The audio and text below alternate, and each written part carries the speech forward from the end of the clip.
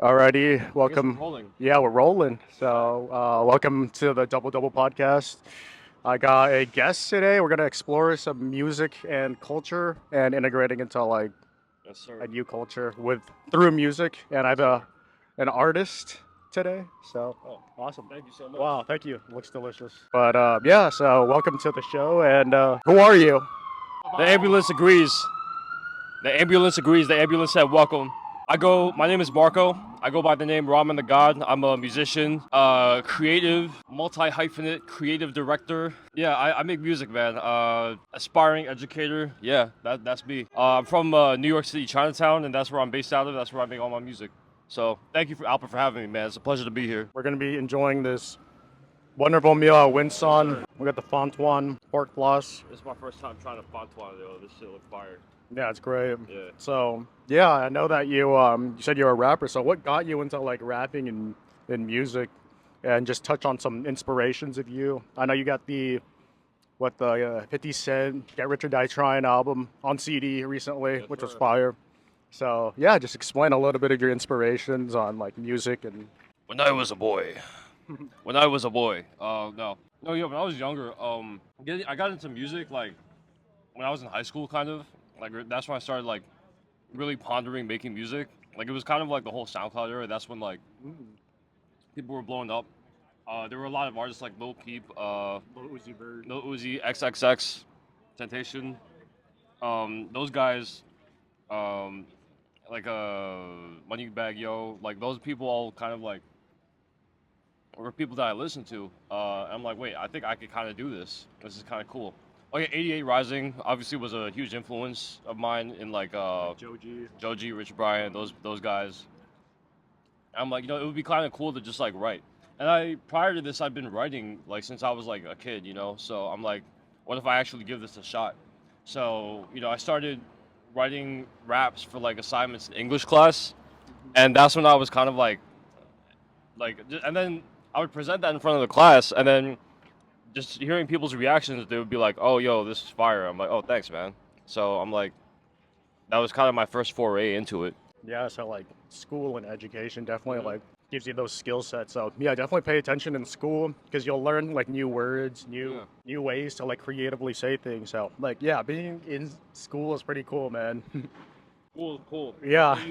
That's where you learn the most about yourself. Like if you get put in a school, because I don't think any kid really, when you're younger, I'll say, I don't think many kids really get asked to be put in school, but that's like the best time to take advantage of it because you're in a new social environment and you're surrounded by people. That's where you get to really figure out who you are. So yeah, man, that's the best time to take advantage of all that. I definitely feel the same way. Like as a kid growing up, you kind of like, why am I at school? Hmm. It's like you don't really want to be there, but you don't know why. It's like what Yeah. if you like you just understand why you're there. It could definitely help you out a little bit and help you enjoy school. Yeah. But yeah, knowledge. They say knowledge is power, and Yeah, it is. definitely. It's a powerful thing. So Yeah, definitely. And also I feel like being in school when I was a kid, like I think I was also the kind of the more shy type as well. Like I didn't really know how to fit in. I feel like I was kind of weird. I'm not gonna lie. Um so I feel like rap music was and just making music was a kind of a means of like just figuring out how to put whatever it is I wanted to say and how I wanted to express myself into words. And I'm not gonna lie, man. I'd be lying if I said I didn't. There was a part of me that didn't want to do it for some type of social validation, but also I don't think both things are like social validation and also like figuring out who you are as a person. Um those things aren't really mutually exclusive. If I'm using that word right, like it's like I think you could kind of start off by doing both, right? But then like as either whether you stick with it or not, it's like that's all part of figuring out who you are as a person. I don't know if you ever felt that same way in school growing up too, where it's like there was a part of you that didn't really like you felt like you didn't really fit in anywhere, and then so you just started kind of like doing things to just figure out yourself and where you are in this world. What do you think though? Yeah, and everybody's trying to figure out themselves, so trying to like do different sports. It's like a really great place to fail. And once Hmm. you learn how to fail, you look at all that experience, you know how to like do more things, what to avoid. So Yeah, bro. yeah, I definitely think that it's just a really great place to fail and learn. And yeah, Hmm. the faster you fail, people look at it. You can look at it as a negative way and be like, "Oh, I didn't get what I needed." But Yeah. it's kind of just like more data points on trying to make your next move. So Yeah, exactly. it could be a good thing, you know.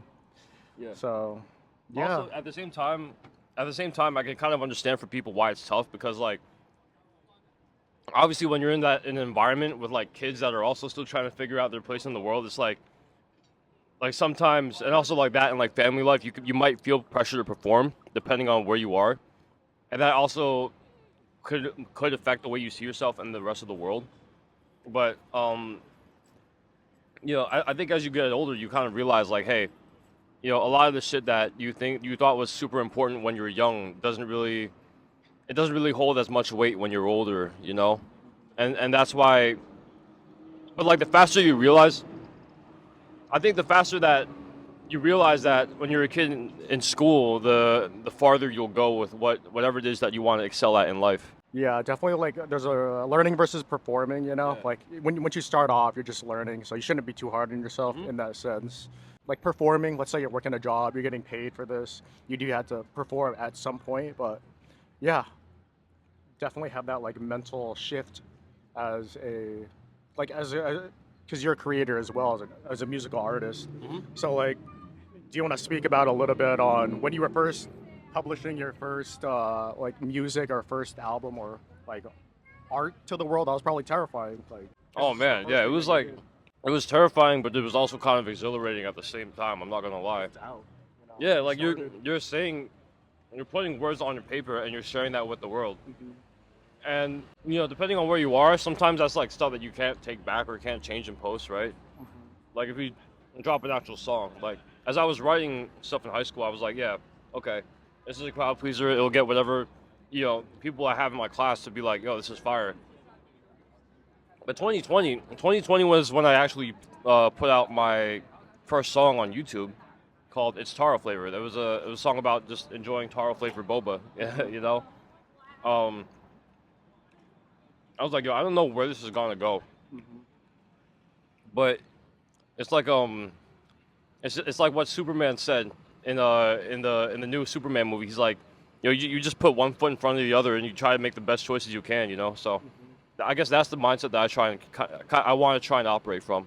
Yeah, putting one step in front of the other. I mean, I talked about like with that Chinese proverb, like every journey starts with like one step, right? I Yeah. mean, I probably misquoted it, but it's definitely true. Like just putting yourself out there That, is that, that, already, that sounds about Chinese proverb. yeah. But it's just so hard and so weird because everything's on such a like massive scale now. I mean, even if you upload it on like YouTube or TikTok, you're gonna get like 10 views, and I mean that's just part of the game, you know. Yeah, Like just starting out. the scaling. Oh shit, the way that things are scaled these days is insane, bro. Like especially in social media. Because I was talking about this with my boy yesterday. I was at his crib and he was talking about like, because he does he's a cameraman for an influencer on Instagram. Uh, shout out Nicholas Newvan. Shout out my boy Jaden, right? Shout out Nick. Shout out Jake. Yeah, shout out Nick. Shout out Jaden. And we were just talking about how like as influencers kind of gain more prominence, it's like the world is changing in a lot of ways. And oh my god, bro. Like people get offered brand deals off of like, I mean this in more of like a general sense, but just like influencers these days, people get like, depending on if this person has X amount of followers or if they've reached this fan base, they'll get on like TikTok or social media, they'll get like deals with like major companies and stuff. And it's both like exciting and scary at the same time because it's like when you're in that ecosystem, it's like what direction do I go in with this? You know, I'm kind of yapping, No, it's but all like good. it's very interesting to watch in real time. Hmm. No, it's all good because you're right about like everything just like scaling super quickly. So you could look at like having like 10 views as like, okay, this is just a good way to like fail small, you know, Yeah. rather than failing in front of like a million people. But then again, you're just gonna keep learning and getting better at things. So like, Yeah. obviously, just keep on doing things over time. So Yeah. yeah, and so like, what would you want to pass down to the next generation? Because this is a culture podcast, you know, it's all about passing things down.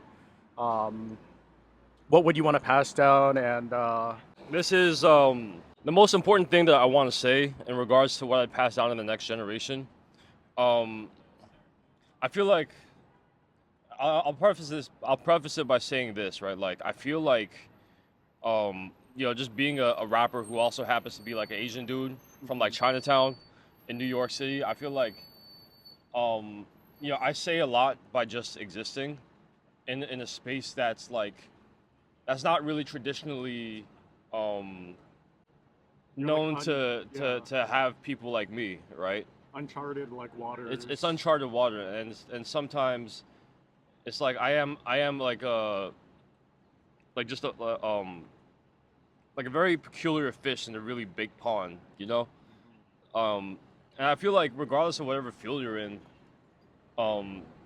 it's natural and almost normal to feel that way, and especially for Asian kids. Like I feel like a lot of the younger Asian people that I've known and I've encountered also kind of are in that same boat where it's like, they'll be my age and they'll still be trying to figure out where they fit in the world, trying to find their voice, you know.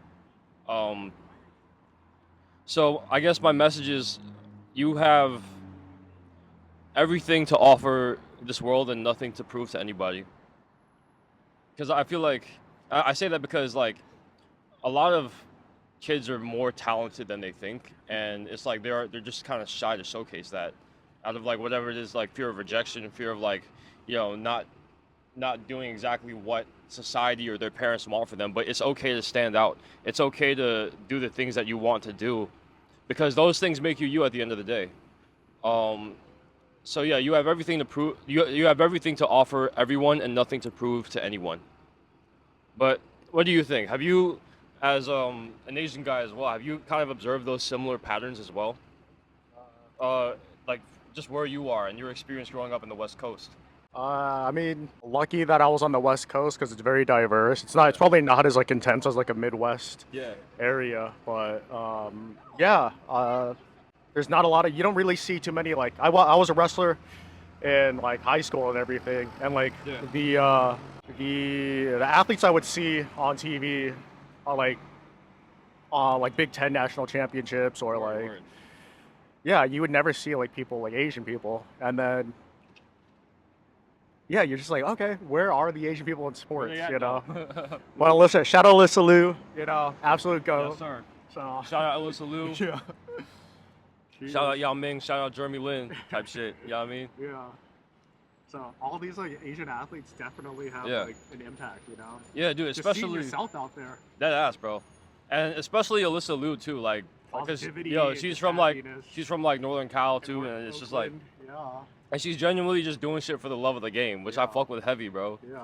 Like I feel like just beyond just Asian people, we as a collective society just gotta start doing shit for the love of the game, you know? So, yeah. What do you think? I mean, she did work really, really hard, She did, man. and that's such a wonderful thing, and Mhm. just having fun doing it. And yeah, it's like a mama mentality versus like Alyssa Liu, you know. It's just you can both be at the top of your game, but also just enjoy Exactly. and love it, you know. So yeah, Chinatown. What is it? I mean, you talked about it a little bit. Yeah.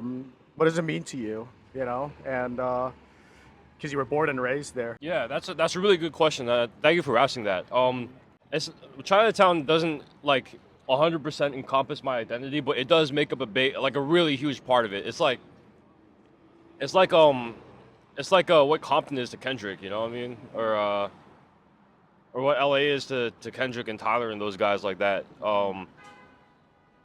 It's like what Puerto Rico is to Bad Bunny, you know what I mean? Like Chinatown, 40, yeah, 40, exactly, bro, exactly. Like Chinatown to me is home. It's where a lot of my memories were made, and it's also where I find comfort. Like if I'm kind of in a slump, some days I'll just go outside, walk around like my neighborhood, and that's just enough to brighten my day, you know.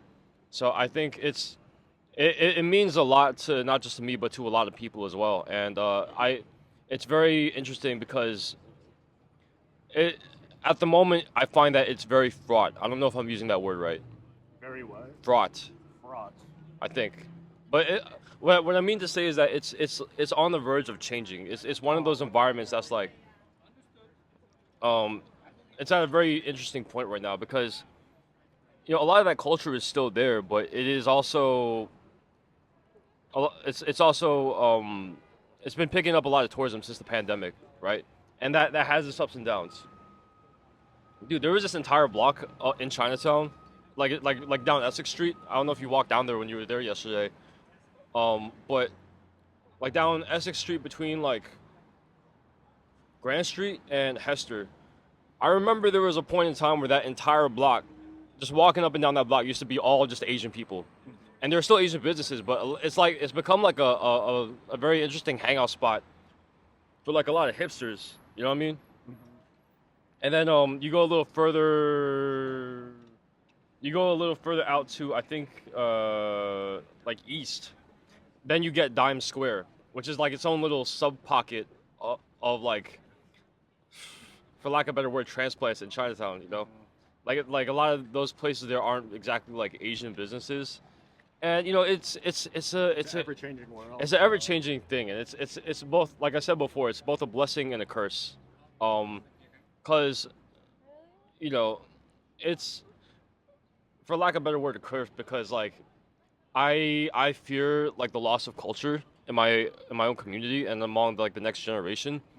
And I was born third generation. Both of my parents were born here. My grandparents came from China, and I kind of grew up learning Chinese. So I'm already kind of on that cusp where it's like, okay, if I don't, uphold Actively engage. exactly, if I don't actively like engage with it and uphold the culture, then who after me will, right? So, and I also think that includes like the places that are in this neighborhood as well, because they offer tangible things for not just the next generation but all of the generations before and after to kind of touch and engage with. So I'm very adamant on preserving that, and that's why I'm not gonna lie, Dime Square is kind of a curse to me.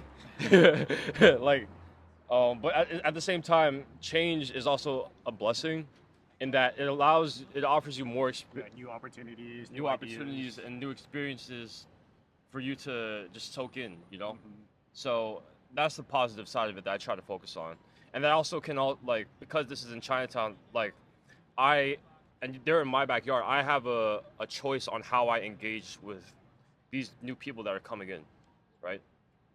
And just reminding everybody like, hey, this is where everything started. This is where you're actually at right now. So, yeah. Yeah, it just shows like everybody has a part in this world, Yeah, definitely. like preserving culture and everything. People come and go. Yeah. So, But everybody has a piece, Everybody has a part in this, and to keep the ship going, Has the Bay? Let me ask you though. Like growing up in the Bay, have you ever experienced anything similar, especially recently? Like, because I know that there's been like a giant tech boom in the Bay as well. Oh yeah, it's definitely different. So how different is the Bay right now from when you originally grew up? Oh, you definitely. I mean, after all like tech layoffs and everything, it's kind of like an empty shell of the city. So they kind of pushed a lot of people out. So you do see like, okay, a lot of the locals were forced to like move out, and then a lot of the tech bros were the only people that could afford there. And now since everybody can't afford there anymore, it's kind of empty. And I mean, there's still some people that work in tech, but you can definitely have that very like the art scene is definitely different, unless you're hyper like focused on there. But yeah, tech is definitely in everything. Yeah. You'll see like the self-driving cars and Waymo and shit. Waymo, yeah. So That's crazy. yeah, no, it definitely affected the culture. So You ever seen a Waymo drive past you in real life? yeah. Yo, I've never seen that before. It's a wild Is thing. Is it scary? What's Yeah, that it's like? a wild thing. Just see nobody there, but I love watching the Waymo fails, where they're like it's a So like Waymo fails? Like they Yeah. crash and shit? No, they didn't Oh, crash. fuck. But like you just see like a Waymo like on the middle of the street, just like tweaking Like, out. Like, it's like broken down and shit. Yeah, but the Waymo That's did crazy. run over and kill a cat this one time in the neighborhood. So, yeah, Waymo, it's not as welcomed as it should be because of that cat. There was a whole memorial and everything. Nah, that's crazy. Y'all, Waymo, man, y'all gonna be collecting Waymo lawsuits after all that shit, bro. Yeah, For real, after a like, sweet, sweet cat. rest in peace. Would you ever ride in a Waymo? Probably not. No. Fuck.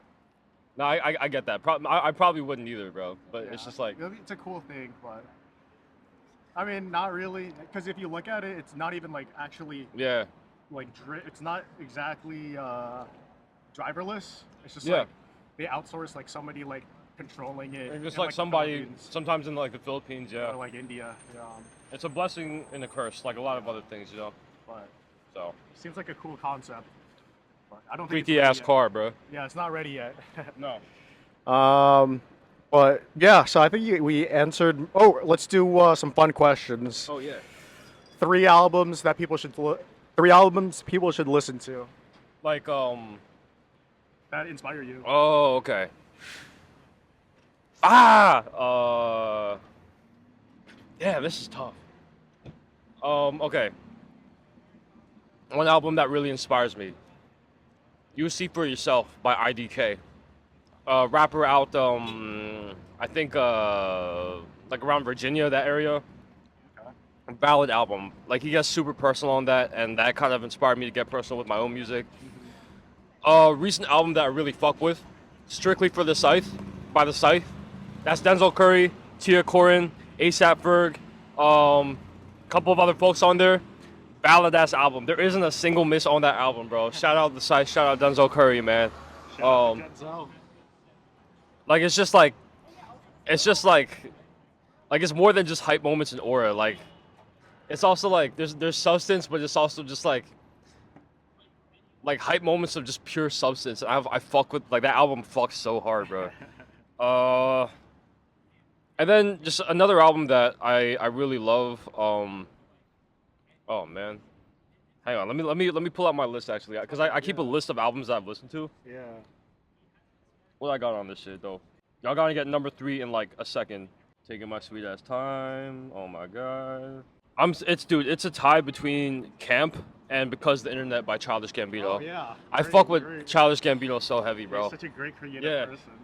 You were telling me about like you watched Atlanta, right? Atlanta. yeah. Watched all of his work. Yeah, bro. Community. Dude, he doesn't miss. He doesn't miss. Yeah, all of his writing on like late nights. Yeah, bro. So yeah, just as a creative person, he's just so He's goated. inspirational. He just his like aura is just magnetic for Yeah, like, bro. creative young people, you know. Yeah, definitely And he does look up to comedy, him. you know? Yeah, that ass, bro. So- What's your favorite Childish Gambino album? Ooh. Tough question. Probably maybe his most recent one. What was it called? It was Lithonia? Bando Stone? Bando Stone versus the World or something? Yeah. Yeah. Bando Stone of the New World. Bando Stone in the New World, yeah. Some pretty solid bangers on there. Yeah, I've been really enjoying that one. Probably not my favorite, but that's the one that I can think of as of right now. Yeah, it's just such a different take on his current music. It's like very punk, very You can rocky. tell he's experimenting a little more, you know? Yeah. Yeah. So that's why I liked it. But yeah, So yeah, the definitive list of albums. You See For Yourself. Strictly for the Scythe. And then Camp or Because of the Internet, bro. yeah. It's a solid tie between Camp and Because of the Internet. yeah. So that's the list. Yeah, that's awesome. So, yeah, let's close out. Ramen the God. How'd you get your name? I like ramen. What type of ramen? Shin ramen? Oh fuck. All types of ramen. I'm a bit of a freak. I'll eat any kind of ramen.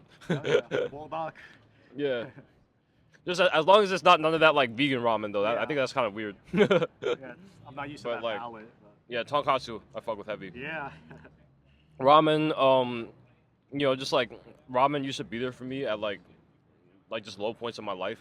It's like a comfort food of mine. I eat that shit on my birthday every year. You know, my dad used to make ramen for me as a kid.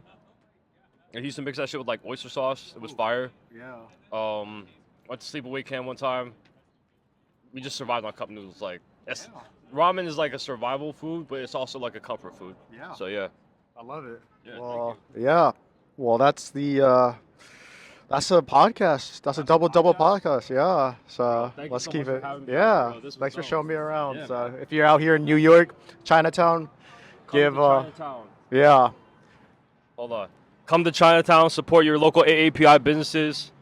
Where can they find you? Where Oh on shit. social media? You can find me on Instagram at @RamenTheGod_.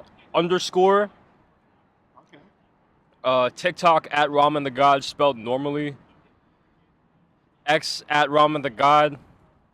I think with an underscore. I don't know, man. Yeah, I'll link all of it. Yeah. I'm gonna send the links to you. Yeah. And then Spotify, YouTube, SoundCloud. You can find me at RamenTheGod just spelled normally. I got this series I'm doing on the side, Business is Business. We're thinking of bringing that back for season 2, where we just highlight AAPI businesses. And then I got music coming out soon. So yeah, stay tuned. Yes, sir. Thanks again, man. Yeah, Let's thank you. go. Let's go. Okay. Peace, bro. Thank you.